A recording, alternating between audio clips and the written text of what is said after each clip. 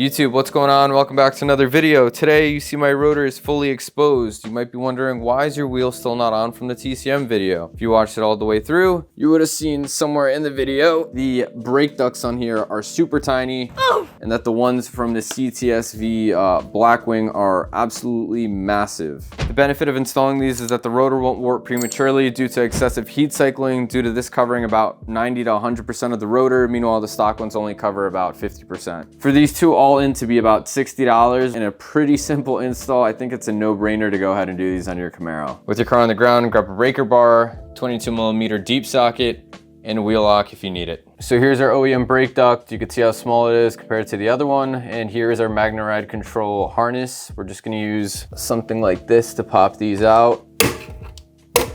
And then these three are 7mm bolts.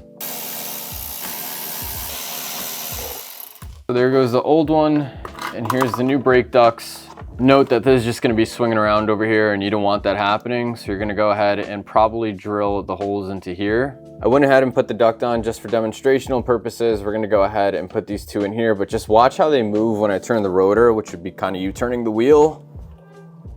There's gonna be some pull on it and some slack.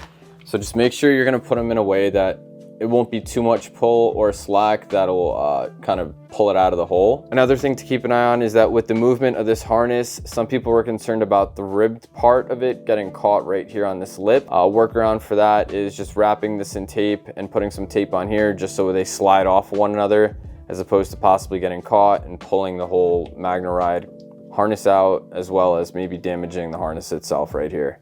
Excuse the whole mess going on here. Here's a brake duct. Hole one, hole two. Got our 3 7mm all the way in. And let's test this out. And there goes the other one. Doesn't look like anything's really getting snagged up on it. With that, this side is all done. The same thing on this side, just gonna pop these out.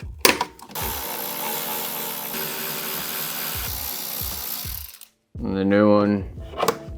Gonna line them up again, kind of put our dots kind of close to where I think they'll go. All right, all 3 7mm are on. So I'm just gonna turn the wheel, so to speak. Some people had a different kind of angle with their harness coming in. Nevertheless, I'm just gonna add a tiny bit of tape on the end just so it doesn't hook onto the harness.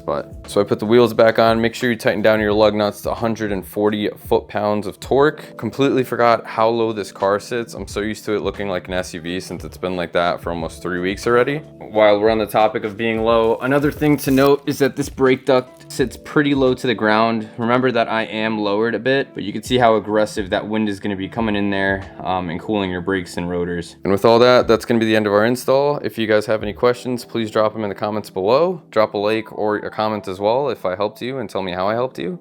Also subscribe if you guys want to keep watching me somehow build this car. Got, I think, 2 more things to put in, and then it'll be time to tune. So see you guys in the next one. Thank God this car is finally on the floor. Peace out.